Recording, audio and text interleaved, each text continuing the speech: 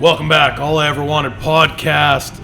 We've been really ramping things up with our Young Entrepreneur series, hitting really big on that physical fitness side of things, so you have a stronger body, stronger mind, so you can do those kinds of things in the entrepreneur life that take a little longer than 8 hours, maybe a little longer than 10 hours. Sometimes you're gonna have to put in 5 years of 16 to 18 hour days. So each of our guests, every time we bring someone on, these are the people that are living that kind of life, putting in that kind of time, hitting the pavement, grinding every damn day. I'm not going to introduce my next guest. He's going to do it. I'm going to throw it over to him right now. He's going to tell you all about who he is and what he does. All right, well, my name is Kevin Wu. I am an online fitness coach, and a lot of my friends refer me as a bodybuilder and as an influencer too as well, because I do have over 1 million followers on my 4 platforms: Facebook, TikTok, Instagram, YouTube. So I kind of get thrown around a little different things. I didn't even realize that. I looked at your Instagram, I'm like 344. That's ridiculous. How long have you been playing that game? I've been playing the Instagram game and really posting social media wise every single day for the last 3 years now. I haven't missed a day. This was not overnight. No. Funny how that's a thing. Hey, sorry, I'd cut you off there. What else did you do? Yeah, so I would say TikTok was my first one to really kind of blow up over there. Okay. And then it came with Facebook, and then YouTube, and Instagram was actually my last one, but that was the one I was trying to grow the hardest and the most, because that's the one I was always chasing, the one I really first started and respect the most. Mm-hmm. But you just got to put in those reps, just like anything, and over time it will happen. It's always like that meme where it's like the gold mine over there, someone's digging for gold, and it's just like right there. I feel like too many people just kind of stop right before then, even though it feels like it's never leading anywhere. But you just got to keep going over there, even fitness wise. Absolutely, because you don't know what treasure is the next dig, the next rep, just that next drop of sweat. You think you haven't succeeded because the majority of people, they want to see a result every time they do something. They want big biceps after one workout. They want to see that pay increase after a week of work or a month of work or a year of work. Any type of investment, mentally, physically, or monetarily, you have to front load your effort, and you don't even know what's going to come later on. You know it's going to be better than it is now, but you don't know what it looks like. Like you said, it might be a gold mine. It might be one coin, but that might be that stepping stone to be like, oh shit, then there's 10 coins after that, then there's a whole gold mine. And fitness, my God, there's no way you possibly know what the outcome of your body is, because your body is not the same as someone else's. What you apply, what you get out of it, might blow your mind. You might even ascend to a level higher than, let's say, your past mentor, your trainer. You may have a physique that's incredible and you didn't know until you pushed 1% more. So like, how would you, what's your take on your mindset on everything you hit? Because you clearly don't just work out. You've turned that into your own little mini empire. Yeah, so I say a mindset always, hands down, number one is the consistency aspect. And it's not just, like you mentioned, like the 1 day or the 1 week that people expect that results over there. It's just committing to that goal and committing to action steps that takes to get towards a goal, no matter how you're feeling or anything that kind of comes up. Because I remember there's so many days didn't want to work out. I know a lot of people look at me and they're like, oh, he must be motivated all the time. And then the truth is, like, I'm probably motivated maybe like 1% of the time, like actually truly motivated to get shit done and like eat my meal plan, go to the gym itself. But we got to make sure we're getting it done regardless how you feel. And that's what I feel like too many people can lean on. It's just like, am I feeling motivated? When's that motivation coming? And then once it kind of dies off over there, then that's when they stop going to the gym, they stop doing the meal plan, and they kind of rinse and repeat and go into the cycle over there. Absolutely, and that's really what it's come down to. And anyone that I've ever talked about that has anything to do with success, like we're talking about physique building, but also in the world of finances, you don't become better than average by giving up when average people give up. You have to do that one more rep, that one more set, that one more day of grinding, just to possibly be able to look over that blockade that you're at to see if there is something better. Average people, they get to something that they don't like and they're just like, I give up here. I'm going to be average. It's just easier. It's the path of least resistance. But then other people are like, I'm just going to reach up and see if I can do that pull-up. Maybe I can't do the pull-up today, but I'll try again tomorrow. And then eventually you pull up and you look over and you're like, oh, well, that I may not be there yet, but that's worth pursuing. And that's, to me, that's been the biggest thing in the physical journey. Like you said, a lot of people, If they don't have a six-pack in a month, it's just easy to go partying with the guys again, shit like that. So when someone comes to you and says, I'm not motivated, like a general blank statement like that, how do you respond to that? I tell them my side of things because they always expect me to be motivated, and I tell them, like, you know, I'm only ever really motivated maybe like 1% of the time, and especially during my bodybuilding prep over there, I would say it's like 0% of the time I just gotta you're hurting on that strict diet. I get that. You don't want to get up and do anything. You just hate everything. You're in a lousy mood. You're weak. Your lifts go down. Your pump is not there. It's not. Yeah. The part of the prep that helps you win is when you look the worst. Your doubts fill your mind. You're like, oh, I can't step on stage looking like this. I'm flat. I'm empty. I got no life left in my face. But you got to trust that process that made, okay, so let's go to that. Just because we had spoke with another person yesterday who was a coach, how important is it to have a coach when you want to achieve pretty much anything? Could be finances, could be bodybuilding. Where would you think that a person should really start looking into getting a coach or a mentor? I would say it's very important to have a coach over there, and especially if you're tapping into like a whole new field over here. Like if I really wanted to tap into something new, like for example, when I got into online fitness coaching, I had no idea what I was doing itself. I tried kind of on my own for like a month, then right away I was like, okay, I'm gonna hire a business mentor, and that propelled me so much. I've hired 7 different fitness coaches, and Braden was actually one of them in the past itself, to really learn from them. Even though I might be at the top of my game, I think, or something like that, like I know to get to the next level, there's something I am missing, or maybe there's one little thing that I could learn from them, and that itself is worth the investment for me, which is why I've hired so many different coaches. It's really learn from them and get to the next level. And if it's just like an average person itself, there's something you're missing, or maybe you need that extra kick in the ass, that accountability aspect, which is, you know, probably something that you definitely need itself if you've been stuck at the same weight for like years and years and trying to get over that, because there's a big mental block too as well, and you've been too comfortable, right? And you Comfort, yes, that's the word. I'm comfortable here, so I think I'm doing enough. Because the next step hurts. Those next couple reps hurt. Those a couple extra hours of grinding, that hurts. And that's when we convince ourselves that comfort is good enough. 100%. Comfort catches up really easy, and then you get sedate and you start going backwards. No, that's really good. And yeah, you know, I'd sat down with Braden, and just talking with him during the podcast at his gym, I went and moved some pretty decent weight after that. I really wasn't in the mood to work out. I was going to work out to start day 1 of this 30-day that I'm doing. But after talking to him, and he has a different style of gym. His is all plate-based. It's not some bougie, you know, type in your goals and then start running or lifting according to some restricted weight that's electronic and looks really good if you're standing like cattle in a window somewhere. No, you put plates on, you move plates.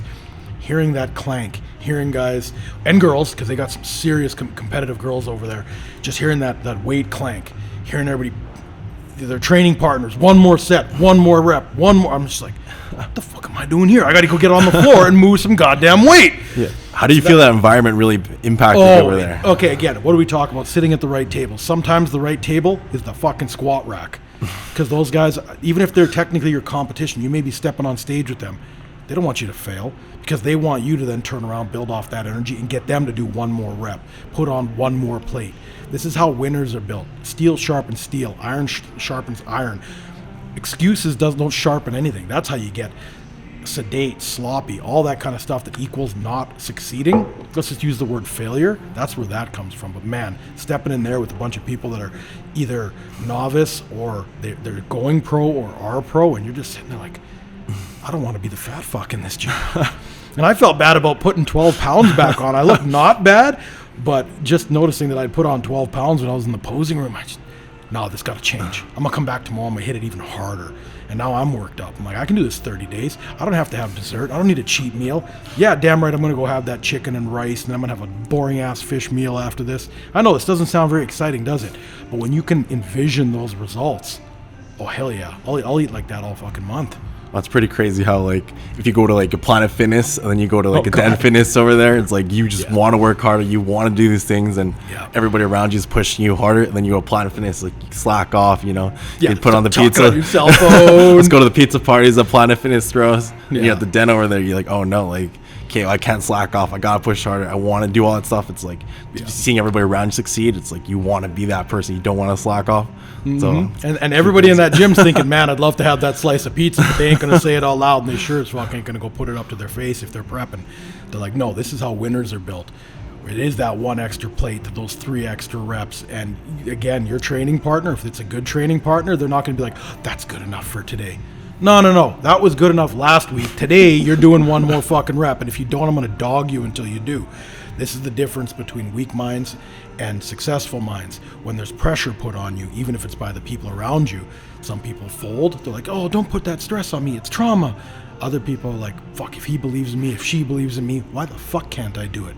They're the ones looking from the outside. They know what I can do. I'm just stopping because it hurts. They know I got 3 or 4 more. And then all of a sudden, a month later, you're a beast. You're ripped. You're looking good. You look in the mirror and you're just like, my God, I love myself because the people around me got me there. That's what sitting at the right table means. It's not about judging others. It's about having the right people around you to help you be the best version of you. And that's where I thought coaches were great. Like I had coaches when I was younger for fighting. I've never had like a bodybuilding coach. I've had friends who competed, who would help me when I was at the gym, but I've never been a bodybuilder. I don't, it was never to my best interest to carry extra weight because that would put me up in weight classes. It's just weird because I am able to do that, but I don't actually want the result of being big and bulky. Having to have the right people understand how my body would need to work, because I didn't know coming up. You know, a lot of people, my coaches took me completely off of weight training because it was getting me the wrong results. Good coaches will identify your strengths and your weaknesses and fill in the gaps. So that was a long-winded way of saying that he's absolutely right. These coaches make all the difference in the world. The fact that you say, you put your ego aside and said, maybe I can be better. I'm going to go ask people that are better. You're not like, fuck no, I'm doing it all myself. So that was a really good point you hit. Did you get something from all 7 of them, or did some, yeah? 100%. Even if it was like some maybe I didn't resonate with a lot, or just like I feel like I've been the first one I ever hired itself. I really felt like his methods were very unconventional over there and very different. It was doing like 5 sets of like 3 reps on lateral raises, like every single movement, and like 5 sets of 3 reps on lat pull downs. I kind of question all that stuff, just like get some like analogies on what his thought process were. Mm-hmm. Even like then I maybe learned something about how he did his coaching systems and like how he coaches clients, and maybe something I liked about his process I've made it for my own online training, because there's always something about maybe the coaching process, maybe the business, or how you treat a client or something like that I still kind of got out of it, or even just like mentality wise, because I feel like each coach has a different mentality too as well. And I believe actually one of the biggest things about a coach itself is the belief that they have in you. Like that's another level. Like you might have a belief over here about what you can achieve, but they have a belief of the next level, what you could achieve. Yeah. I don't know if you felt that maybe with your coaches in the past. It's like, okay, maybe I could get to this level. And then your coach is like, no, you can actually get to this level. And when they keep saying that the way they say it, and you truly believe it, and you kind of break your own self-limiting belief, I was like, that's when a lot of the magic happens too, I believe. Oh, you're absolutely right. Even back when I started, I went in the fighting segment. I started wrestling, then got into boxing, then into MMA, and all I ever saw was you always focus on the best. And I, you know, the joke is now, not really a joke, but the funny thing is now I keep telling people, don't compare yourself to me, because there's so many, financially, there's so many steps to get to me. Learn the small steps. It's a huge jump to go from average to me. But I was hypocritically, I was the same back then. I'd look at the Golden Gloves champion, and I'm like, that dude's so fast. He'd whoop my ass. Like, I'm good at what I do. He'd whoop my ass inside a half a round. And I'd get kind of discouraged. Like, how do I, not that I'd give up, because I'd be like, hell, I'm going to go hit the bag faster. The coach is like, that's not how you do it. You have in you what you need. And he'd actually say, you actually have more power than that guy. You're focusing on the wrong shit. You need to bring your speed up. He changed the way that I was training completely, and it bugged me because I wasn't. It's like the guy who's really good at bench press. He's only going to go in and do bench press all the goddamn time while his legs suffer, his back suffers because he doesn't look so good doing it, or it's not his favorite exercise. Same thing for me. I love bag work because I love hitting it. I love watching the bag flex. And they're like, hell no, I'm going to tie your arm, your strong arm behind your back, and you're going to throw 2,000 jabs till you can't lift your arm up. I'm like, yeah, but I don't like doing jabs. It's like, yeah, that's why you're going to lose. Because that guy that throws the really fast right cross set it up with a jab. So, and I was just like, fuck, he's right.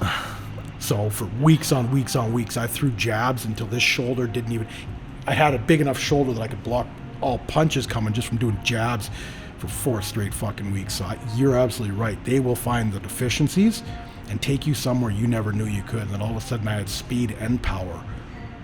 So I left boxing undefeated in an amateur setting. I'm not pretending that I would have been the next Canelo or anything like that, but I didn't think I could do that. I just knew I could hit people hard. And he's like, no, we can turn you into a champ. Cool. I didn't think that. I just wanted to get in the ring and see if I was better than the other guy.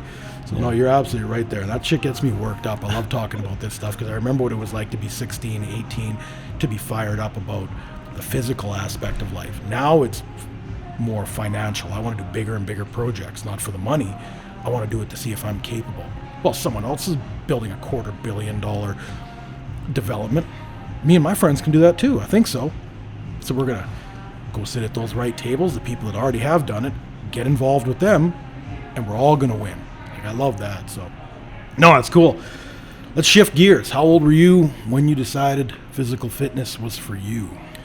I started working out really young when I was 13 now. So Wow. I'm 24 now, so it's been quite a while. It's 11 years pretty much. But it all kind of really stung from my brother calling me anorexic because I was like very skinny, scrawny growing up over there. But I got that all the time, so it kind of became normal. Yeah. It's kind of like put it down. But like my brother called me anorexic. And I actually Googled those words because I had no, that was the first time I got called that. Yeah. And I saw the images on the screen, like that's when reality really hit me. Like I was like, that's what my brother thinks about me. Like And that's how I coming look from like. your older brother, and they're God to you. Yes, because I always looked up to him. He was always stronger. He was better at every single sport, just everything. My parents looked up to him too as well. That was like my role model. I was like, I can't be like that anymore. So like the next day itself, I stole my brother's dumbbell actually from his room every time he wasn't home itself. And I started working out from that day on, just single pound. Like one dumbbell itself was 15 pounds. I'm just trying to cheat curl my way up because I couldn't curl it for one rep itself. So it was like throwing my whole body up there. Yeah. That was my start, just push-ups. And from then on, I was making that commitment to never look like that ever again. And that's pretty much how it all started over there. And isn't it interesting that a negative incident, we'll call it, we're not going to call it trauma or whatever the parlance of the time is to make it sound like a big deal. And I'm not going to condone being a bully, but isn't it neat how the right person figured out the right way to motivate you, and then you turned it into something amazing. What started from, you shouldn't say stuff like that. Society protects everyone. Whether it was fair or not, who knows? But you came out very resilient, because you can identify it and say, I didn't want to be that guy. So I did everything it took to not be that guy. Whereas most people, the 99%, are like, I got to take the rest of the day off. I need emotional support day. And you were like, no, I'm going to be my emotional support. I'm going to make sure the guy looking back at me in the mirror isn't what someone may think that I am. And then you find out you're not actually trying to prove to someone else that you're not that. You're trying to make yourself believe that you're not what someone else thought. You're not actually trying to prove someone wrong. You're trying to prove yourself right.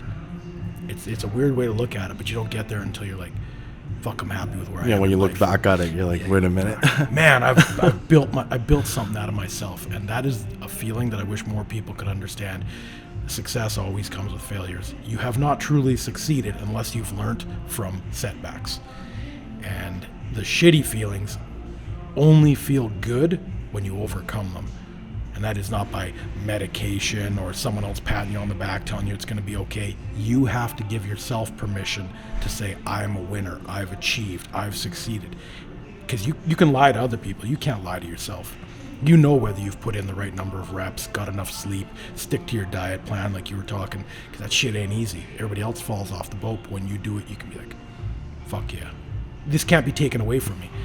In your Instagram picture, you got medal on you. What is that about? Yeah. What did you win? So I did 3 shows back here in July itself. That was I did 5 shows in my life, but 3 back in July here. So I did 3 shows in 1 month? Yeah, it was all back-to-back Okay, weeks you're too. nuts. You are actually nuts. So that was July 1st, then July 8th to July 15th. So here, first one was Edmonton. And that one was the Edmonton TNT Muscle Showdown. So I placed first in my class in this one. Didn't get the overall because the guy who won the overall actually went to Vancouver, which is like Pierre as well, and got his pro card. So I had a Vancouver Pro, yeah. Yeah, so I wasn't being that guy. Funny enough, we actually faced off in my last show I did, which is like November 14th, 2020, and he was in the overall there, and he took that one too. So once I saw him at this show, I was like, oh man, why'd you gotta show up? So the next week I was like, okay, well, I'm gonna do another one in Vancouver because I wanted the overall win in that one. Just because this guy, I was like, okay, took it from me. He deserved it, well deserved over there. I just gotta be better next time. Yes, you didn't even care about all those amazing athletes that came behind you. You're looking at the one guy that's like, I can do this. Yeah, because I was so determined. I was like, I'm gonna win that overall. I write down my goals every single day, change my phone screen background, change my wallpaper, because I do believe in the subconscious mind and how it works. It's like you more you see it, how it's everywhere around you, small little action steps you do take, geared towards that more so, because you're always seeing it, it's always there. Versus like, let's say you put that goal out of, I'm gonna lose 30 pounds, and you just say it like once ever. That's it, and then you're probably like, maybe like, you don't even know how to get there. You haven't even lost a pound yet. And this is the point that I always say, is it's really difficult to jump on a roof. That's why a ladder has steps. It's pretty easy to get on a roof when you take one step at a time, but people think that doesn't apply to these goals. See, I'm trying to think, how did you, I didn't mean to interrupt, but I'm trying to put it into my mind how you kept that diet so strict to have like your peak 3-5 days of your peak week before contest, just to go into another one. How did you hold peak for like a month? yeah. For those who do not compete, maybe just Google it so you understand what we're getting at. The prep, obviously you're trying to shred up to that point, but your peak week, as they call it, is trying to get the best physique out of you, adding a little more carbs in, playing with your water, all that kind of stuff. This is the point that really separates the winners and the losers. There's a difference between top 1, top 3, and top 10 just in that final 4 or 5 days, and he did it 3 times in the same month. That's how do you have the mental, how do you develop the mental fortitude to even consider that? Most people crumble under one contest. I would say it was really, really tough, honestly. Like doing that one, especially the first one, I would say is the hardest because my longest prep leading to point, 16 weeks. 16. It was a 16-week prep from first one, but 18 weeks total because I did 2 more after that one. It was that finish line always seemed so far, but actually after my first one, it was a little bit closer because I had that feeling of like, okay, that's what I've actually been working for. Because before it was kind of like up in the air. I was like, oh man, I'm just doing all these cardio hours on end itself. Like I was doing like 90 minutes at the very tail end every single day. If they watch my videos, I do 30, and I'm like, I'm done with this shit. And that was a Stairmaster too, not just like the no. You see me on the recumbent bike? No, that Stairmaster shit burns me out in 12 minutes. He's talking 90. Yeah, so it was a lot on the Stairmaster, putting in a full-time job on that Stairmaster over there. And then obviously recovery process, got to make sure you sleep the exact amount of time. I was at least waking up 15 times a night, like to go pee itself. It was terrible. So the worst night's sleeps. And also my food was super low at the very end. I was eating 1,600 calories.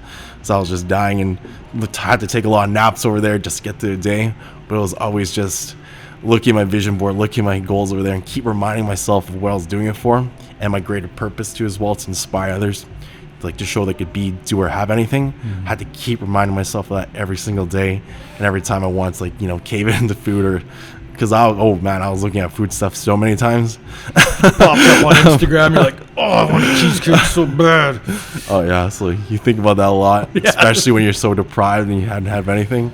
You just want to eat a slice of bread. That's a luxury at that point. My God. Just to give you perspective of 1,600 calories, if he's an hour and a half on the Stairmaster, he's burning 800 to 900 if my calculations are right.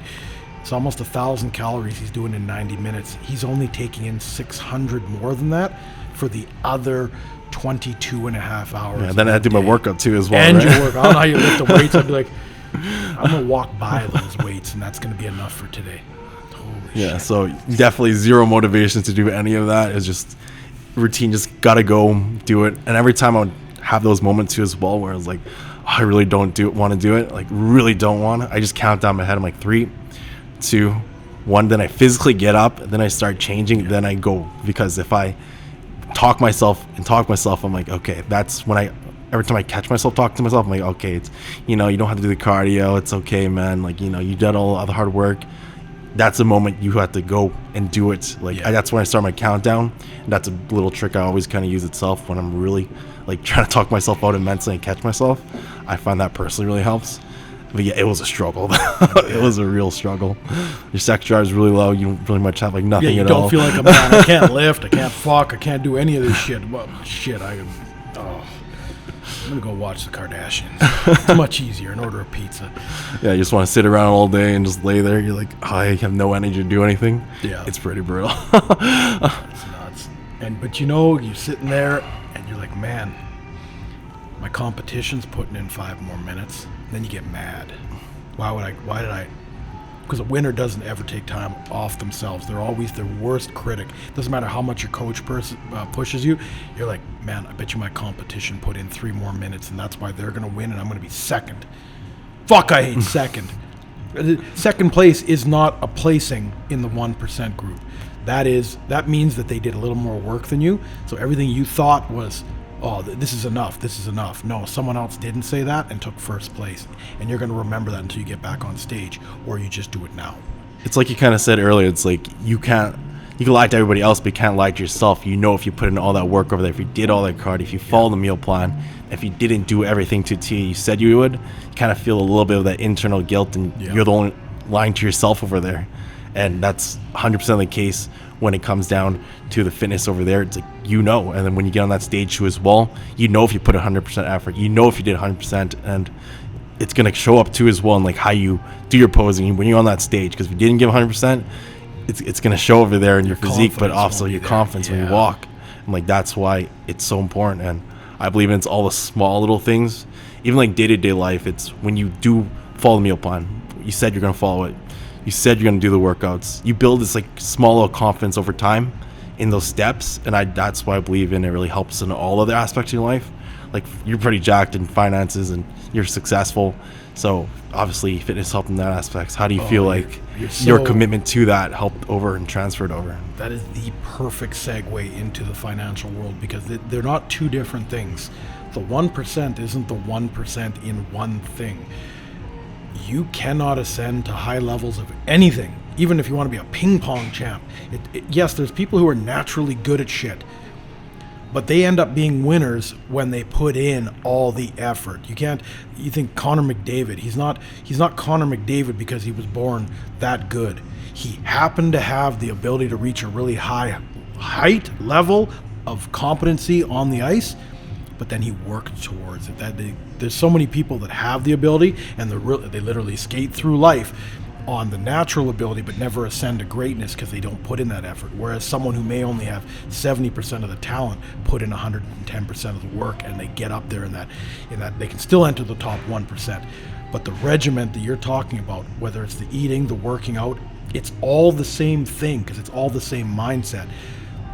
And the physical aspect of things, when I'm at the gym, the beauty about being at the gym is I do not think about business. I do not think about money. I do not think about finances. I do not think about the projects around the world. I am in the gym and I'm moving that fucking weight, because that's my me time as far as physical fitness, which at the same time turns into, I just shut off the thoughts in my head, which helps me recover mentally. So my mental health is going up as a byproduct of my physical regimen that is keeping my body strong.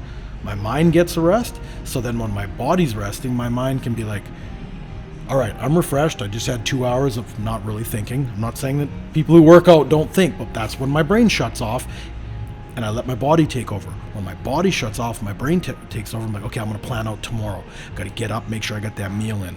Then I got these 5 meetings tomorrow. Then I still got to be at the gym. And that's when my mind organizes it so then it can sleep, because it's like, no, I've already got tomorrow, 3 days from now, all checked off. So you people that stress about your timelines and stuff like that, you're not in a regimented schedule.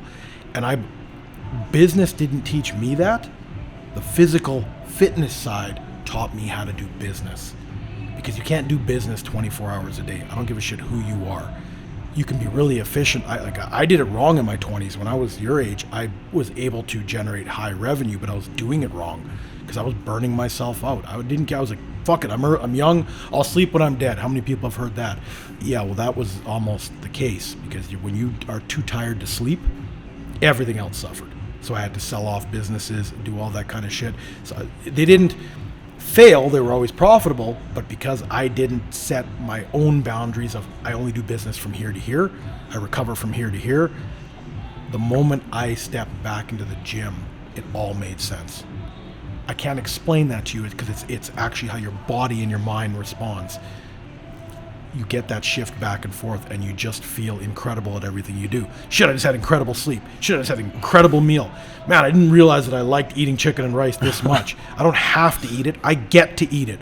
Why? Because it creates this body that I want. Then I'm happy with my body and I don't doubt myself. The moment your confidence goes up and you have to go into a boardroom, yeah, you're right. I am the most jacked motherfucker in this room. Not only will I knock you out, but my brain is stronger than yours in this particular deal. And then they sense that confidence on, I can do business with this man. Whether it's $10 or 10 million, it doesn't matter. It changes your whole person when you believe in yourself because you checked off those little steps, like you said. Today, I'm not where I want to be, but tomorrow I'm 1/10 of 1% further. So a year from now, when I'm 1/3 of a better person, the whole world opens up. When you just change the mindset. Yeah, I can. Used to be a huge jump. Now it's like, no, I'm already here. What else can I do? And it all started from lifting that weight, lifting a heavier weight, lifting it with better form and a heavier weight. And usually bring in someone looking from the outside, whether it's, this is why what do you have when you want to learn how to invest? An investment manager, an account manager. Why? Because they know how to do it better than you. You may think that you've learned something.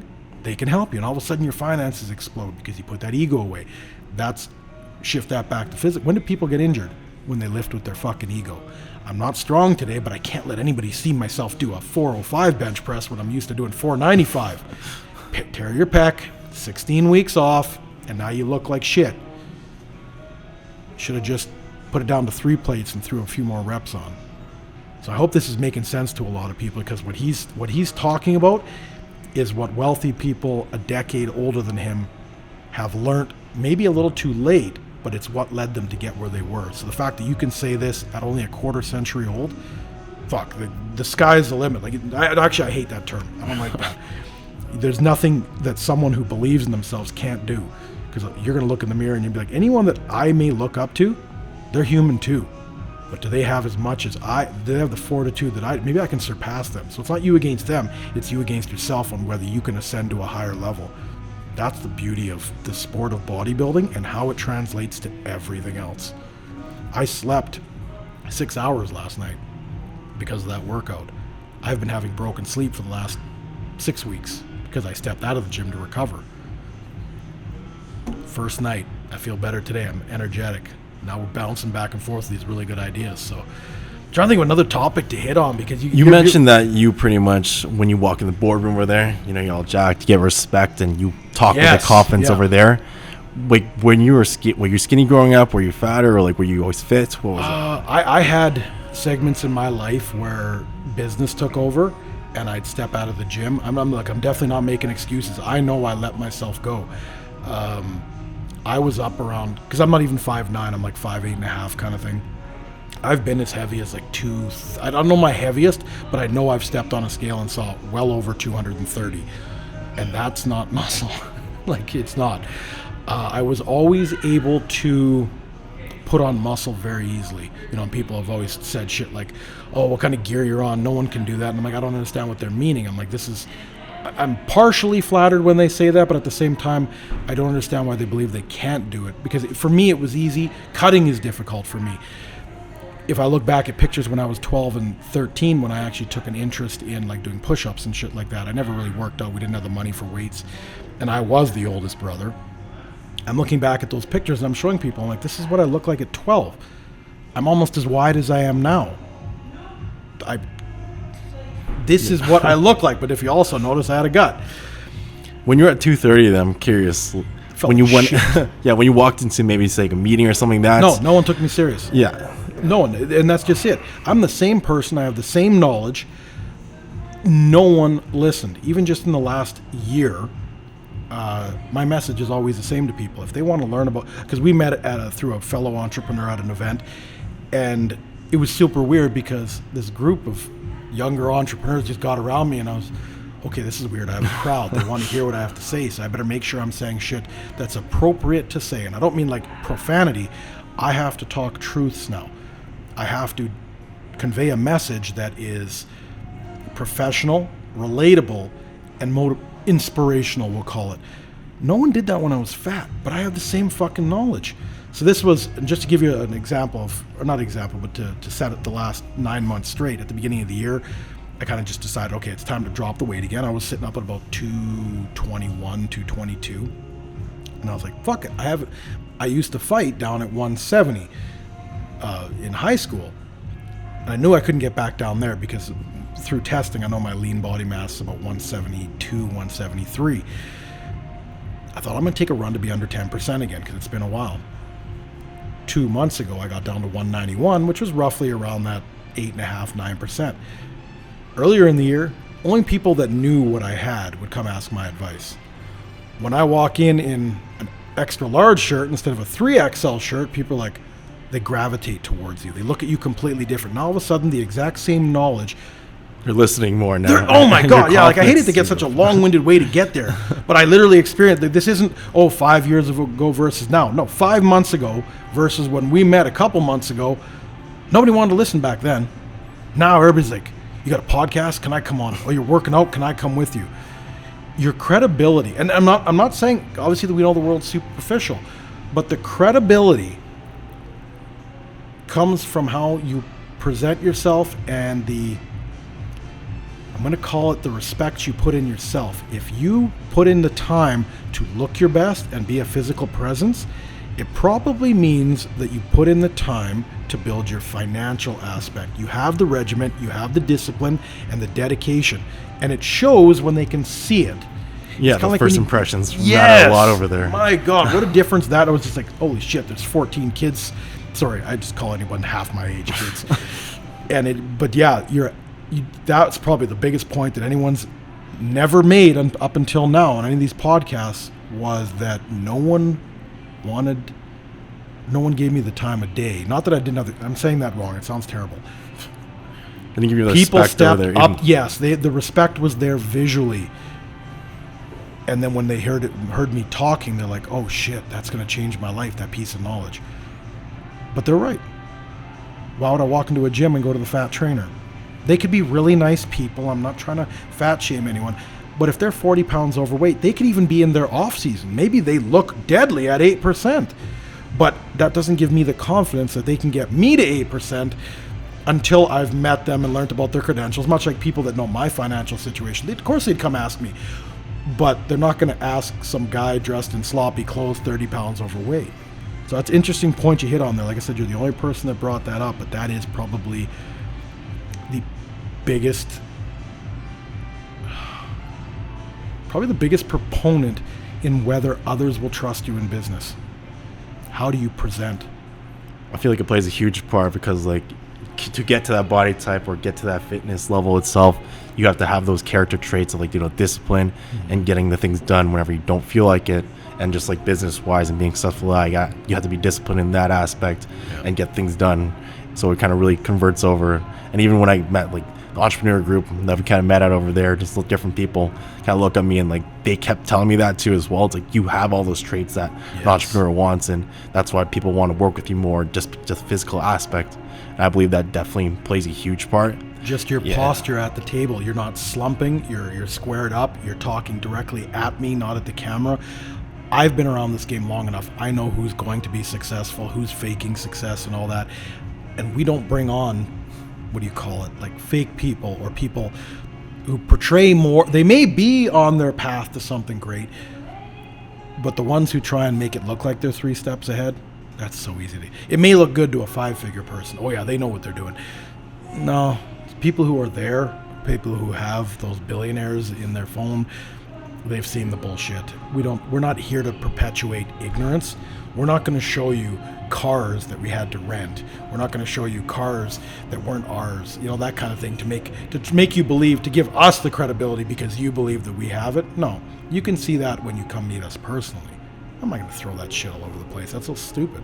So you nailed that one. And there were a lot of people talking big games, and they don't realize people who have can call bullshit on that so quickly. And then the moment you lose that respect, all you have to do is not talk, and you could have stayed in the group and learned. But the moment you say something stupid, now the tables that you want to sit at don't want you sitting there, because this isn't a pissing contest. You could have more than me. I don't give a shit if your arms are bigger. I don't care if you've won more awards than me. What can we do together to make something amazing? I can be better learning from you on that side of things. Maybe you can be better from me, or better with me helping you on the finance side. Whatever the fuck it is, we're not in competition. Your success doesn't diminish my accomplishments. So how about we both succeed and do some cool shit? But one more point on the physical aspect affecting how people will think that you do business. If you take your physique and your health seriously, it probably means you're not drinking and partying. When do business transactions when do businesses go sideways? When the management and the ownership party too much. They're doing rails off some stripper's ass like you see in Wolf of Wall Street, which is quick money. That's not long-lasting money. So if you're disciplined enough to not do that just for your physical health, you're probably transferring that over to your financial aspect of your life. No, building this empire is more important than partying this weekend. And true wealth do not party like you see in the movies. They take their time to get away from those people. There's that saying, the loud people look like they have money. The money goes where it's quiet. Yeah. That's why you take a yacht into the middle of the ocean. You just hear the dolphins fucking. Peace and quiet. I do gotta ask, because you did fighting before, and amateur fighting too as well. How did learning how to fight and actually going into an actual fight kind of build up your character over there? Because that's a whole nother world. It's so humbling when you roll with people who've been doing it longer than you and are actually good at it. I was an angry kid. Producer Matt can attest to that. He's known me for over 2 decades. I had an inferiority complex, maybe because I was short.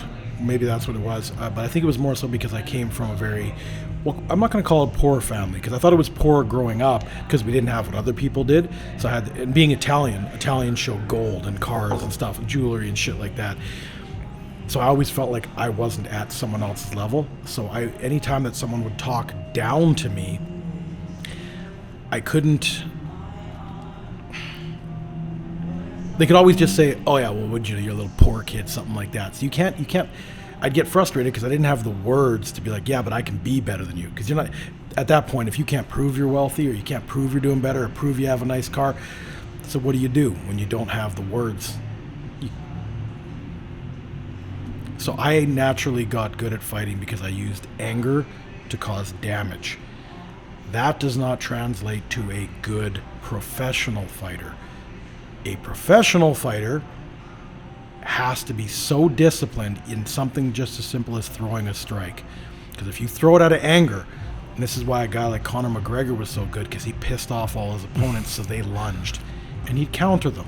A counterpuncher cannot win a fight if you never throw the punch originally. That's the reality. Most people lose fights because they do something they out of emotion. So at the beginning, when I started fighting, like I said, all my coaches recognized just with my build, I was able to generate enough power to end a fight no matter where I'd hit you. I'll hit you in the body, you're going down. I'll hit you in the head, you're unconscious before you hit the ground. But they're like, a boxer is he's going to clean up you. You're never going to hit him. It won't matter how strong you can. So I was doing it all wrong and needed to I was completely humbled by the people that I got into. And it was so frustrating because I didn't get even angrier until it got to the point where I realized I wasn't angry at other people. I wasn't angry at them for being better.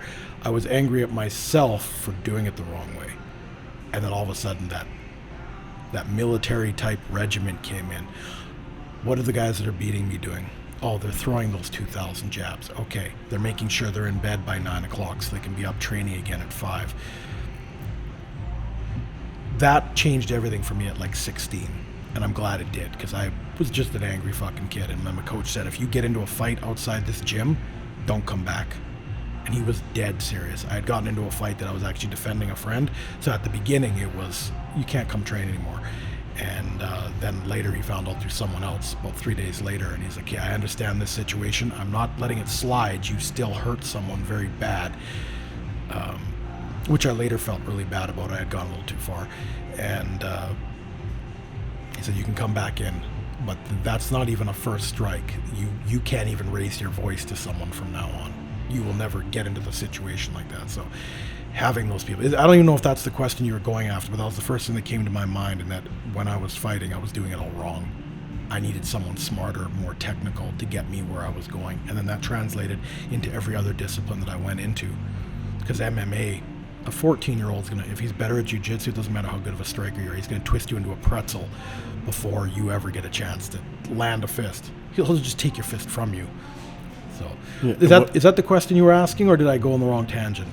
a little bit over there. I'm kind of curious though, because you mentioned that you're fighting pretty much out of like the anger over there Yeah. too as well before. When did you really learn to like control that and control your fighting kind of style and not fight out of anger? Like how did you kind of learn to do that? Probably around 21, 22. I don't remember what the switch was. I just know that I didn't actually enjoy hurting people.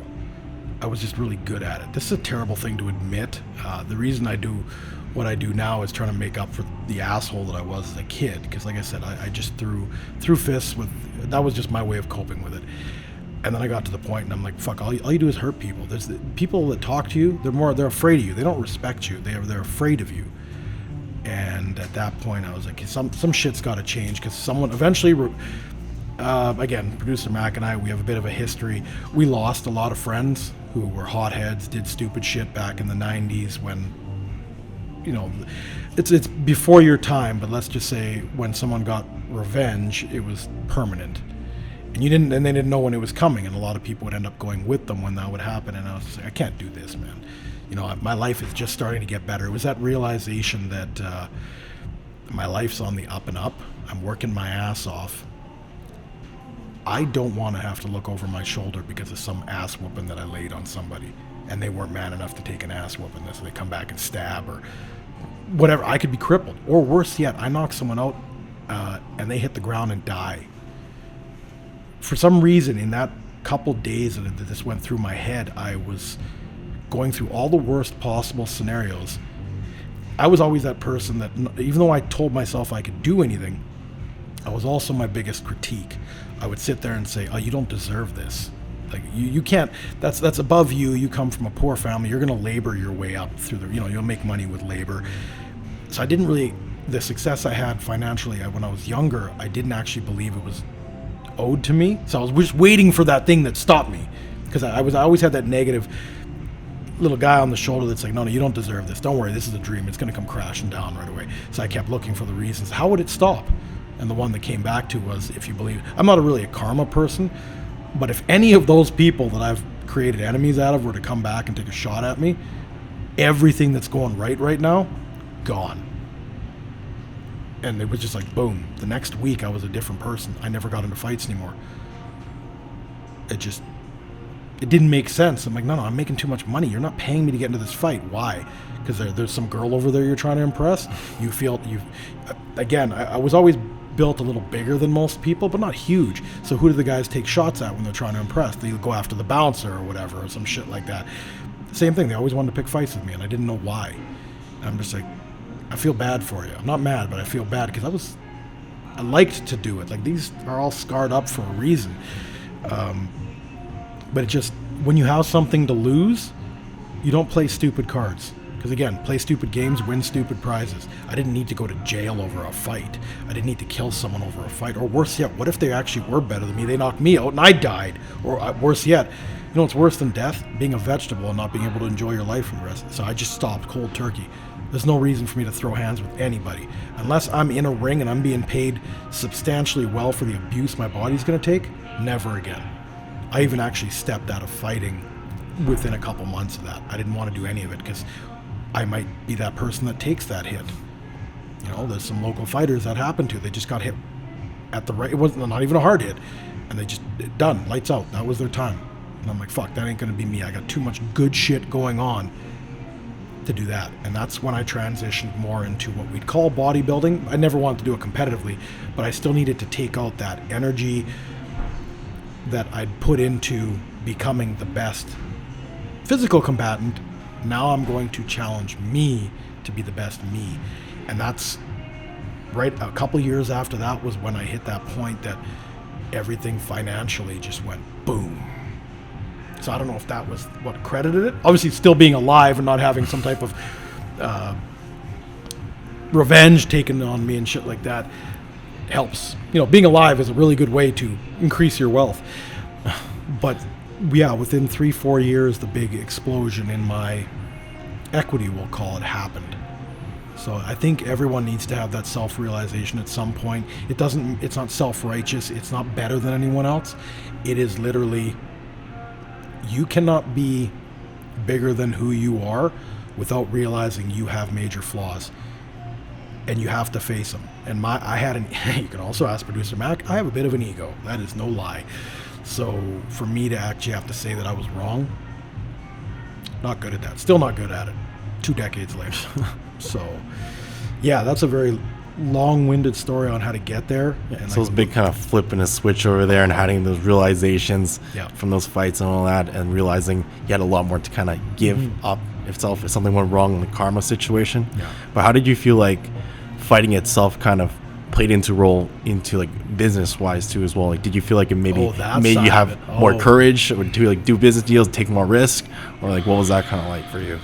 Because getting into like fighting itself, yeah. obviously you have to have a lot of courage, a lot of balls. It's like, how do you feel like that went into business wise and translate over? Anyone who's ever stepped in the ring, doesn't matter what persona they put on, you are petrified. Your ability to not let your opponent see that you do have doubt in yourself. There's a difference between confidence and just being intelligent. You're literally standing across, and this is not in like a professional UFC setting. They are training every day to end this fight. If you pretend like that doesn't bother you, their job, you can be friends outside the ring, but in that ring, their job, you're trying to make each other unconscious, and that comes with repercussions. Once you've done that, business is easy. I'm not saying get in the ring. I'm definitely not advocating for physical violence, but knowing what that feels like, the pressure of knowing that the other person across the ring or across a boardroom, they're only in it for their personal gain. They don't give a shit if you win. That prepared me for any type. I used to do business in Japan. That's where I started. I was always very respectful in business. You know, like my temper never flared there. There was no reason to, because the Japanese do very, very, I will call it ethical business. You know what I mean? If they shake hands, that's it. It's done. It's more of a nod.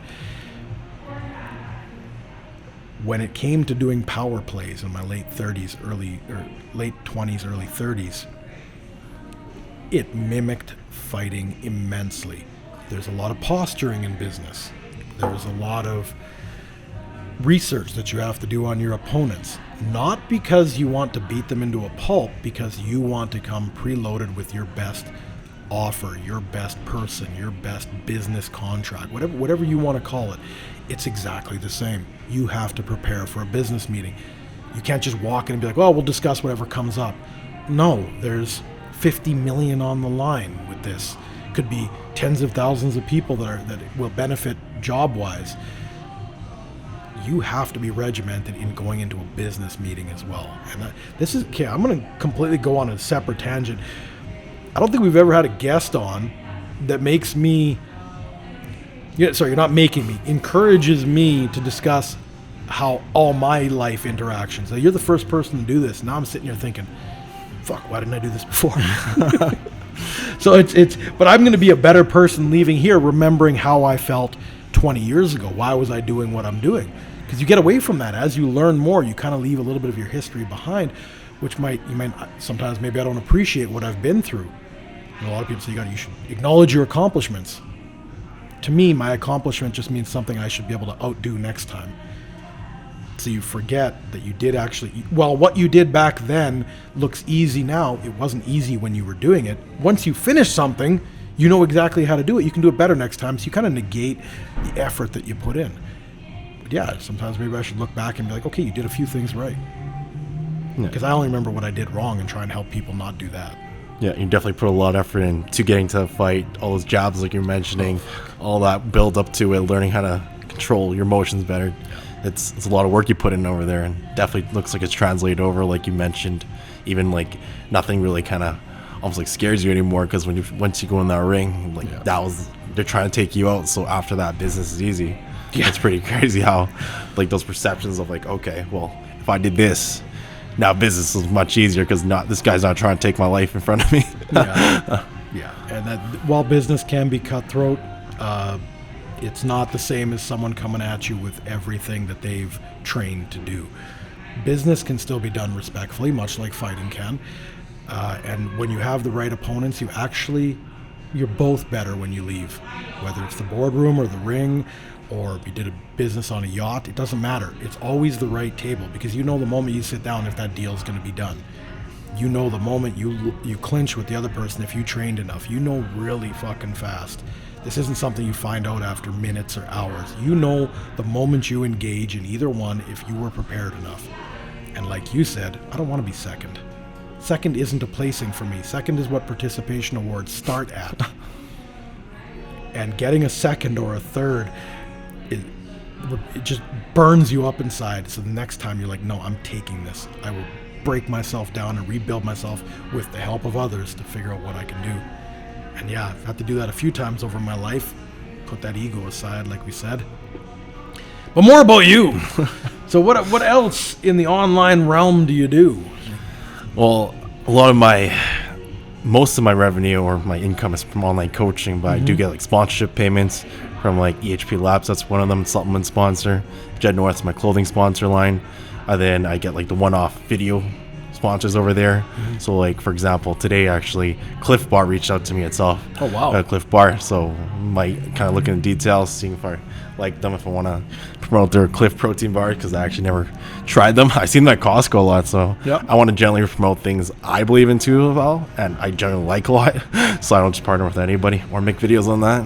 So I gotta be very ethical. Hey, I like that. Yeah, it's gotta really speak to me, and if I really like it, it shows in like how I present it too as well. That's very natural, right? Because I know a lot of people do it like videos for money or all that, because there's some brands that pay a lot of freaking money, right? But like, even though they might pay a lot, I'm like, well, would I use this VPN server? Because like a big one like NordVPN or something like that hit me up. I see them everywhere. Like, they gave me a really good offer, and I was like, I don't use VPNs, I don't touch them, I don't really look at them. But the pay was obviously very like lucrative, and I was like, but I didn't take it on because I don't use it.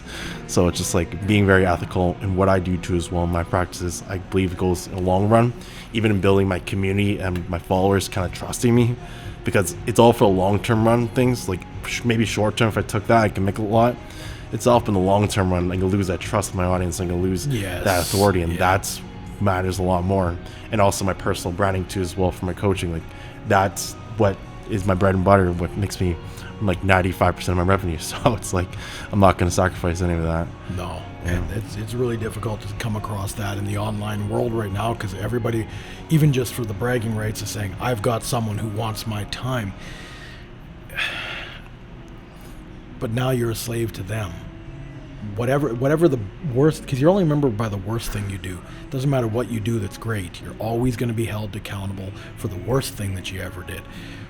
And while, generating income typically isn't a bad thing, if you make the wrong associations, like you said, your future is never in your current. But what you do now dictates everything that your future, your retirement, your reputation, your character. The people that are going to take you the most seriously later need a solid character, not someone who sold out their personal reputation. Because there's a difference. Reputation is what people think of you. Character is who you are.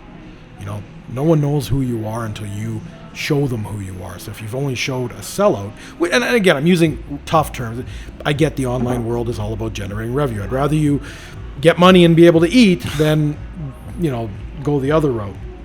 So let's switch gears, but along that path, a lot of people would love to be where you are. I'm not saying this is easy. What would you suggest to those people? Because the online world is the big way of doing things right now.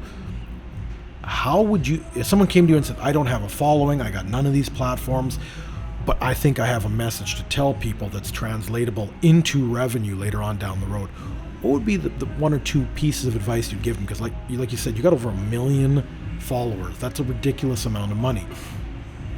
money. Wow, look at this. I was going to say it's a ridiculous amount of followers that you could translate into a very large sum of money, which is actually revenue because money doesn't exist. You guys know that. What would you say to these people? I would say the first thing is document over create, because most people get too caught up on creating like a masterpiece. Like, oh, I have to create this perfect video itself with the perfect edits, but just document what you're doing right now to get to like maybe a specific goal.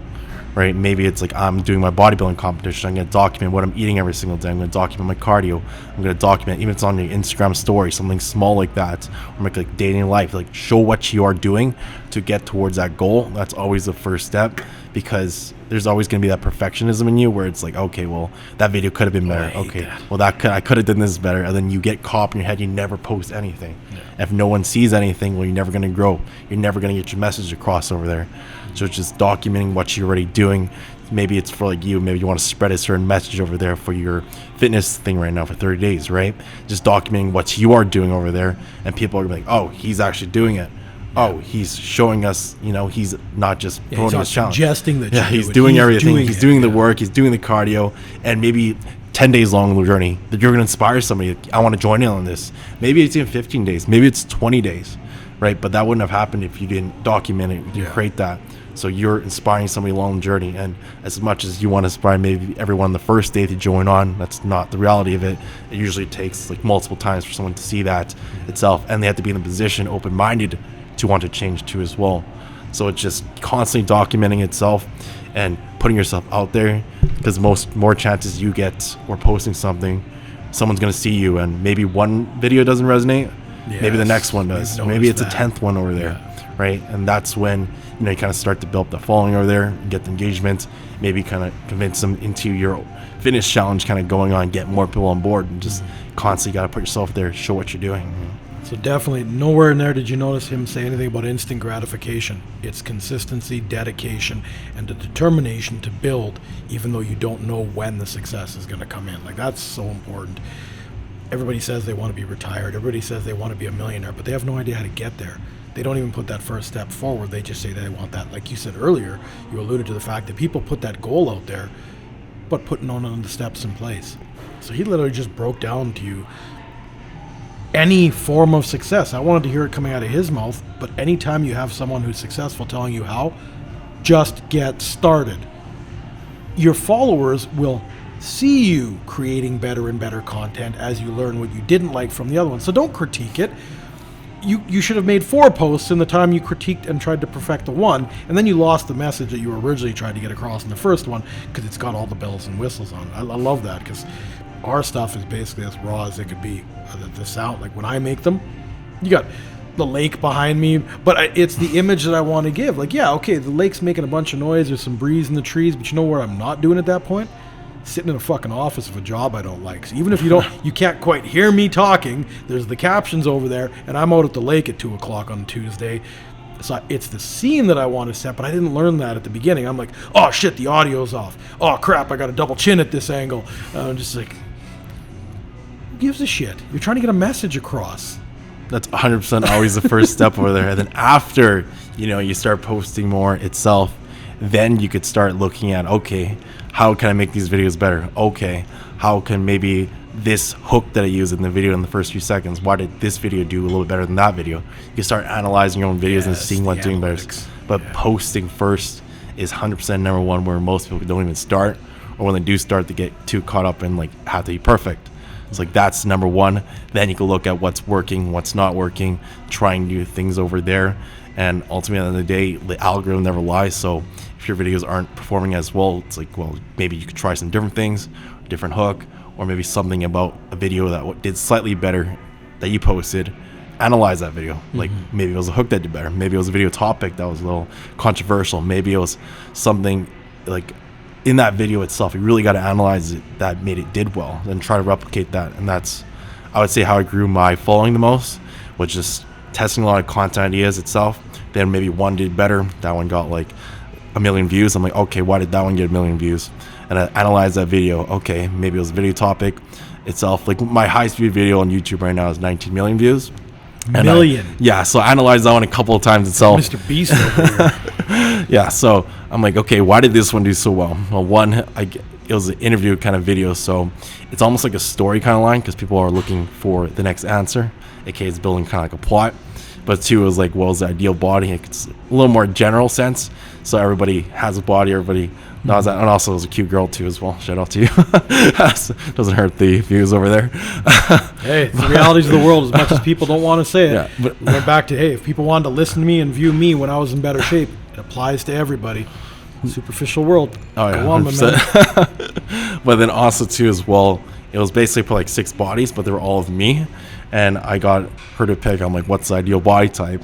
And she kind of picked one over there, and everybody has their own opinions, so that's going to engage in the comments like, oh no, I think that one's the best, and some people argue with each other, so that's one thing that boosts up the algorithm.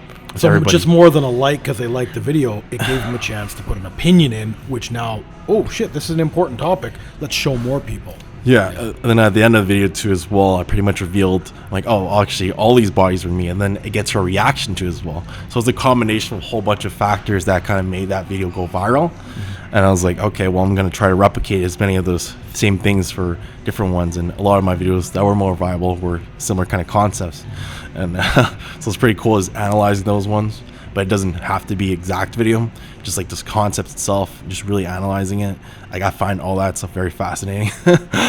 No, that's super cool. And 2 things that you can take out of what he just told you. One, he never said go buy expensive equipment. At no point did you say make sure you got a really good camera and really good lighting and really good microphones. You didn't say that at all. You said just shoot it. You could use your phone or whatever. You could use a little GoPro or something like that. And the other thing was you literally detailed how someone can be successful. You're not worried about competition.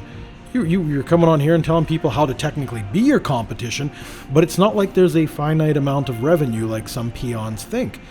You can generate $1 million. I can generate $1 million. And then we each have a lot of money to do some cool shit. And you just did that free of charge. I think people need to actually take that for what it's worth. You just tried to help a bunch of people, whoever will watch us, succeed. You literally answered it to the fullest to make them the best version of a product for free. This is the reality of the world. People who are successful are not greedy. They're not there because of greed. They're more than willing to help you become better at what you're doing. Like day to day, he literally wants people to have better, healthier bodies. And on top of it, he'll help. He's telling you how to make revenue making videos. This is how you find a really good coach, because they want you to be the best, because they're front loading their investment in you, hoping you don't make them look bad. They get their best result. If you get your best result, then his credibility goes through the roof. If you turn yourself into a $250,000 a year revenue because you just listened to what he said and it translates into monetary side of things, you're going to tell people that he told you. Then he looks better. And then they go back to him later. You front loaded the effort and the time, the money up front for a future result. Literally the definition of an investment. That is a perfect way to bring this full circle, is that you will help people first for your result later. 100%. You just got to give. And then, you can make the ask later down the road. But the further you delay your ask, the more you will generate on the revenue side, because you're giving so much goodwill, if that's kind of route you want to go down. And that's why I definitely noticed, especially because TikTok was our first one to really blow up. And I didn't really ask for anything or taking on clients or actually actively posting. I'm like, oh, I'm taking on anybody, until I had like 100,000 followers. But when I asked my first video and I posted that one up, I had over 600 applications in 2 days just because I delayed my ask so much. And then that's when my revenue really started to blow up, and that's when I couldn't handle it. Now you're blowing my mind. I don't do any of this social media side of things. Like, we have our YouTube channel, one of the small channels that we wanted to set an example. Just post. I literally just turned the camera on and posted a shorts. The whole channel is shorts. We had the subscribers and view hours inside of a year. No content creation. I literally I'm on the yacht, turn it on. I'm at a concert, turn it on. I'm upset at something in traffic, turn it on. A year later, it hit revenue potential. I was already doing that shit. And but I had no idea and I know this makes me sound stupid in business, that you could translate TikTok into 600 potential clients. Most trainers have 30 to 40 consistent, and you're saying you had 600 from one video. Yeah, it took me a long time to get back to everybody because I had no Wow. no employees at the time. I was just doing everything myself. Then soon after that, I hired a full-time virtual assistant, and now I have one full-time still and an assistant coach because I have a lot of things. But at that moment, I was up all day, all night, just going through everything myself, going through all the applications, reaching out, and it was a lot. But I'm very grateful for all that. You always sound like that. You're always very humble in how you speak. Then you ran into the problem that I tell people that most don't ever consider when they're starting businesses. Shit, what if success comes too fast and you don't know how to grow into it? You don't have the right equipment, the right help, anything like that. And you found that very quick. Not like it came easy, but you found that very quickly, where you went from here to the potential to be huge in a single video. And you're like, oh shit, what now? Thus opening up the door to now hire someone. You are creating the ability for someone else to get paid through your vision to be bigger and better. This is the reality of the wealthy. Everybody shits on them because of what they have, but they don't realize what they do for society along the way. The amount of... You may never know that you've saved someone's life, because they may never reach out and say, man, Kevin, that video that you put, I was feeling really shitty about myself. I didn't like looking in the mirror. They saw your video and never talked to you because they just didn't want to reach out. They thought maybe you're too important. They're never going to give you the credit that they felt good about. And 6 months later, when they were contemplating something really bad, all of a sudden they picked up that weight. And 6 months later, they're a whole new person and creating something for themselves. If they don't reach out, you'll never know. So when you can, right off the bat, when you hire someone, you're making someone's life better. You don't know how many people's lives you've changed for the better that never reached out. And this is something I think the world really needs to appreciate. You only ever hear the loudest people, and those are the ones complaining. Because people who want to succeed never think that what they have to say is relevant, because they're like, I haven't reached a level where it's relevant. Stupid fly. I don't find that relevant. And it's the process of getting from where you were to somewhere greater that is totally unappreciated and underrated in the world, because those people talk the least. Because, like I said, they don't feel like they've earned the right to talk positively about what they've done until they ascend to a certain level. Everyone else just talks about what they don't like. You've come on here, you haven't taken a shot at anyone. You have not body shamed anyone, even though you keep yourself in great condition.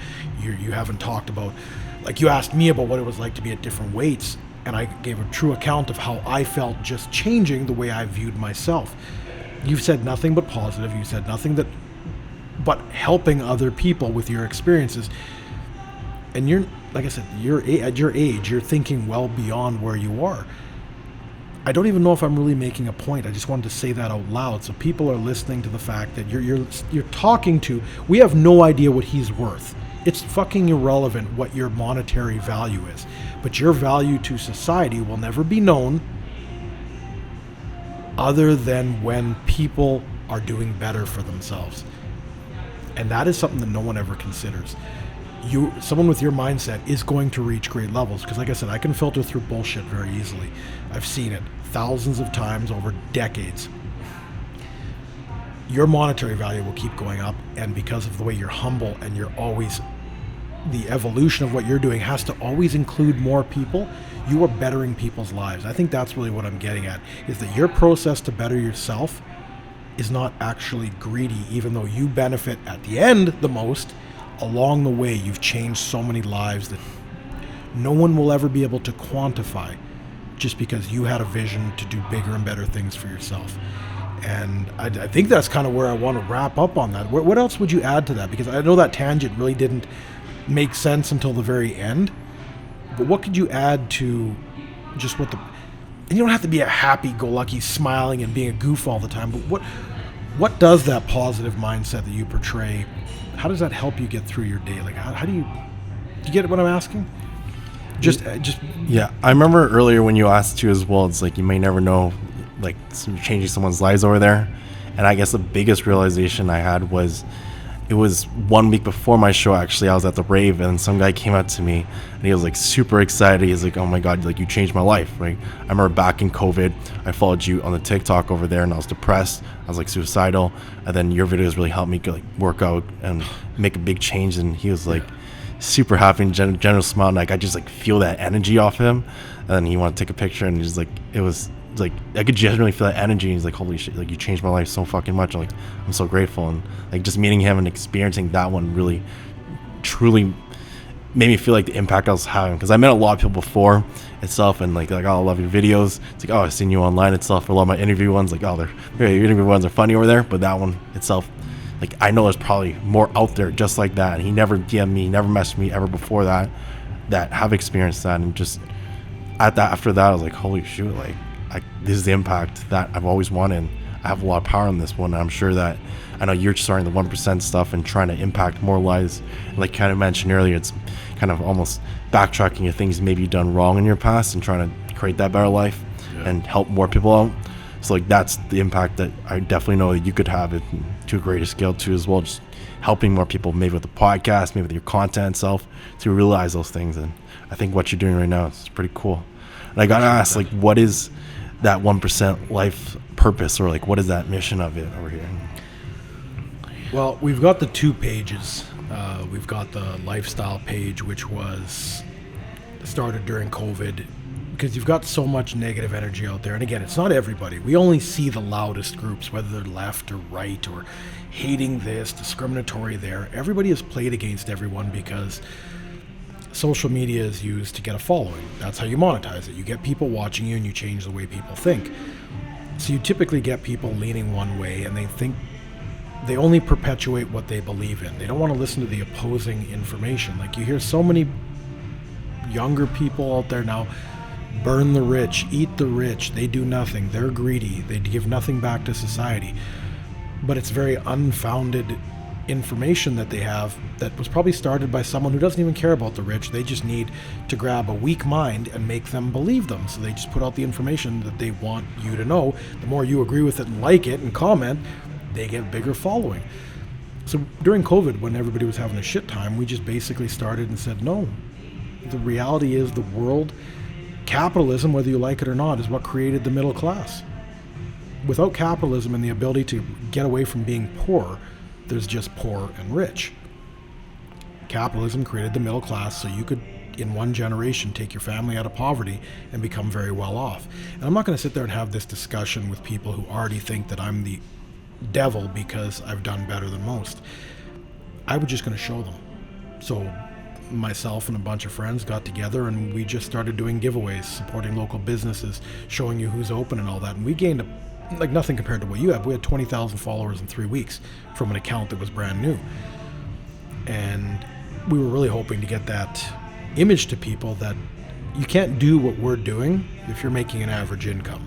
We didn't even show our faces. This wasn't about who we were. It was sending the message out that people have your backs out there. Even if they don't post it, all those millionaires and billionaires that you hate, they don't post on social media. That's not how they got where they were. I realize that in today's day and time, you post on social media and that's your credentials basically.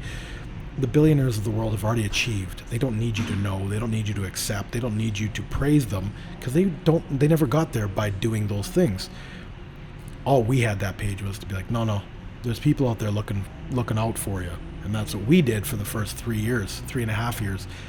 And then because we were doing stuff like that, we had interest from people like, how can you guys afford to do this? Why do you do this? And the biggest answer is, why not? If we have more than we need, why would we not help? Well, because people don't do that. I'm like, really? Who are you listening to that people don't do that? The whole world exists, whether you do or don't like the way it's currently situated. There's people constantly doing good in the world. Yes, you can do it by effort, but you can do more with money. So if it takes money, then it obviously has to come from the wealthy. Your favorite charities do not exist because you donate $25 a month to the Humane Society. Someone stroked a $250,000 check, didn't want to be made public, and just said, make sure your shelter stays open. But no one wants to think like that because it's easier to blame someone. The more you blame someone for being bad, you can start saying, well, they're the reason I'm also not achieving. Where that translates then is when you have a society, I'm not going to say society because it's not the majority. Again, you're only going to hear the 10% that are the loudest saying eat the rich and corporations are bad, but they get a lot of attention. And what that does is when you've got young entrepreneurs who are thinking about getting out of the workforce, they want better, they know that there's a direction to go that is better than the 9 to 5. If they get too much influence from those other groups that are like, no, capitalism's bad. Oh, that's a stupid idea. Oh, that's never going to work. That's too big for someone like you. All we did is we said, you know what? Our table, come on over. You can come sit over here. Because all you really need is knowledge. You don't have to pay us. Ask your questions. All we're good for at this point is, because giving away money is useless. That doesn't correct the problem. Sharing knowledge so someone can get out of poverty is the greatest thing you can do. No one on their deathbed ever says, I wish I made more money. But I guarantee you there's people that are like, I really should have helped when they went and fed the homeless, or when they built that school in a third world. I should have made the time to do that. No one says, man, I should have made another $1 million. No one, when they're on their last few minutes, will ever say that. So wealthy people are not greedy with knowledge either. They will sit down and act. If you're respectful, they will teach you. So it is the 1% life is basically, I even made that video. I don't care if you guys don't want to see a bunch of young people that are retired and doing well. Unfollow. It's called the 1% life. 99% of people will not understand. Please unfollow. I'm the only person on the internet that tells you to unfollow me. Because I don't need people to follow me. I don't need monetary gain from this. I want to reach the 1% who want more. That was the point of the 1% life, is that I'm not here to take shots at those who don't achieve, or victim mentality people. I don't care, because why would I take a shot at them? I'm not looking to build up a social media following based on taking shots at. I'm not red pill, I'm not left, I'm not right. I am do better for yourself. And if I can do anything based with my knowledge to help you get better, I don't give a shit your nationality, I don't care what color you are, I don't care what your sexual orientation or whether you even identify. If you seek knowledge, our group will help you, and we will never tell you you can't do something. We're going to say, you got a great idea, but you're going at it wrong, or you're going at it from the wrong angle based on our experience. Don't be us, but be a better version of you with the knowledge that you'll learn at our tables. That was it. We just pulled some chairs up to a table and said, come sit if you want to learn more. We will never shit on you. Because that's the only way to, when I'm dead, my money's irrelevant. When I'm dead, my knowledge can go generation to generation. You don't get taxed on knowledge. You don't lose knowledge unless you stop transferring it between people. That's the reality of it. Is that why you went from like a faceless kind of Instagram before to like having a face now, because you want to have a bigger message and actually get that through to people? Or? Yeah, I don't believe that charitable work should be attached to look at me. So none of us had our face there. Occasionally, if we'd be out like feeding at the shelters and stuff like that, we'd purposely stage the picture so you could see how many hands were handing out food, because that is the basic transaction between humans, feeding someone else. Long before there was a monetary system, what did you do to a stranger who was having a hard time and knocked on your door? You fed them. You didn't talk about money. You didn't talk about what you had better than them. You didn't even talk about how shitty their situation was. If they looked like they needed a meal, you gave them a meal. You didn't ask whether they actually needed it. But if you thought they didn't and you had extra, that's how the world used to exist. And now, because of things like social media, it's like, no, me, mine, I need to have more than that. Oh, that picture looks like a better life than me. I'm jealous. Where does this word jealous come from? Who cares what someone else has? You're not living the same life. You're not doing the same things. Why does it matter what someone else has? And then we stop forgetting about who's around us. You know, each generation is born, whether you want to believe it or not, is born into wealthier and wealthier situations in North America. When I was born, I thought we were poor because everyone that I saw had more. I'd go to school and I'm like, single mom, 3 boys, didn't have new clothes, didn't have new bikes. I'd go to school and everybody had that stuff.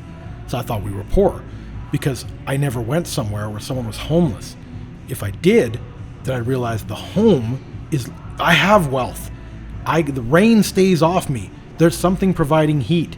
And even if we're eating macaroni or rice and hot dogs, shit that people would laugh at, that make money, or you think they'd laugh, but they don't actually, because they don't care about you. This illusion that people will laugh at you if they find out about you, it's not true, because they got their own problems. So until I traveled the world after retirement and actually saw what third world poverty was, fuck man, I felt bad because I had everything. My mom was working her ass off to feed 3 boys. We had a house. We had meals. Doesn't matter if it was shit food. I'm here. Do I look like I didn't eat well as a kid? Like, it didn't matter. None of that shit mattered. But every generation, the parents can use more and more income and debt to get bigger houses. So if you're born into a household that has a $500,000 or $600,000 house, you're not going to notice who has less. You're only going to notice who has more. So you think you're not doing well. And then social media implies that a lot more. Oh my God. Oh my God. I'm so embarrassed to be around my parents. They've only got me a $600,000 house. How did we get so far? Yeah. It's like I said, that 1% page is literally just climb as hard as you can. I don't care what anybody says about capitalism. I don't care what anybody says about wealth. The quicker you get there and you have your financial security, the more impact, true impact, not cancel culture, not the bullshit about guilt, shame, and blame. When you have power and wealth, some people use it improperly, but you'll never know the people that are using it for the betterment of the world.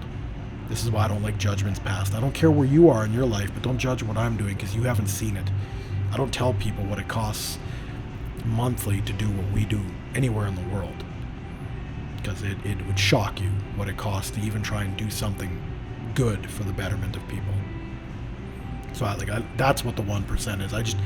The money's irrelevant. I just need people to get to the point where they realize that they're very lucky to have the opportunity to ascend to a level to be called a 1%er, but at the same time, you better give back to the community that you grew your wealth in. And it's so much easier to do it as a team. It's not me versus you. It's actually you and me versus poverty. And we can do anything. Anyone who's done anything big needed a team. You may only hear about one person, but any smart person has a team. You already said yourself, you had to hire people because you grew so fast. You would have failed if you were ignorant enough to think you could do that all by yourself. I don't care how much of a badass you are. You just can't service all of that. So entrepreneurs understand that a team is the way to do it. Me versus the world, that's some glorified Hollywood bullshit. Ride or die, me and you, we're gonna fuck that shit. Sit at the right tables. Everything sorts itself out after there. So, yeah. Very long-winded explanation, but that's why we have the 2 pages. That makes a lot of sense, and I think that's absolutely amazing what you're doing over here, trying to also invite people to your table, and to give them that information, help them along the way, and also resonate with a very small crowd like the 1%, telling everybody else to unfollow if they don't like the message over there. So I think that's amazing what you're trying to do and try to spread that message over there. I don't want it to perpetuate out of hate. I don't want a bunch of hateful comments from the non-1%ers. That's not what I'm trying to do. I'm not trying to engage that. It's just the 1%. And I've really tried to stress on, and I don't remember who had told me this quote years ago. It's not mine. Success is building a longer table, not a higher fence. And I've only had a few people understand that. It's not about keeping people out of what you've accomplished. It's just make a longer table so more people can either learn. It doesn't matter how you think about it. Whether they're eating with you, whether they're learning from you, or they're creating a community through you, a longer table is always more impressive than a taller fence. Because there's nothing you need to keep and hoard. That's just the reality of the world. So that, I think, was probably the most profound thing that I don't even like the word profound, but the most profound thing that I've ever had to think about, other than when I was about 4 years old. I grew up with my grandma because my mom was working and grandma was daycare, Italian family. And she basically said, if you have 2 loaves of bread, you don't keep the second one, you give it to your neighbor. And I'd watch her walk it over after making this bread. She says, it takes twice the effort to make 6 loaves over 1. So you're gonna come help me give away this bread. Learning that at 4 or 5 years old is basically the fundamentals of what an adult will think. You don't hoard. You can build wealth, build it with people, and then do good things with it. Because dying with money seems pretty fucking stupid. That means your life was useless if all you did was collect money. Because again, money isn't real. but we'll get into that in another one. Yeah, so, this one's been engaging. I usually don't have a lot of thought process. It's usually my job to get answers out of you, and this is probably the most in-depth that I've ever gone, even when I do one-on-one with the cameras. Hey, really appreciate that. I appreciate you for having me on and sharing your insights too. So, very cool. We're actually having a wing night after this. I hope you're going to join us. Unless if you're busy, no. Was that today? We got the entrepreneur wing night tomorrow night, but we've got the giveaway one today. So you're welcome to sit in on that. A couple people bailed. Apparently, $300,000 giveaway isn't big enough. Yes, check the 1% Life if you want to see that we're actually doing a $300,000 luxury getaway giveaway vacation awesomeness. So, but anyways, for Kevin, we got producer Mac behind the cameras. I'm Chris. All I Ever Wanted podcast. We are out. Ciao.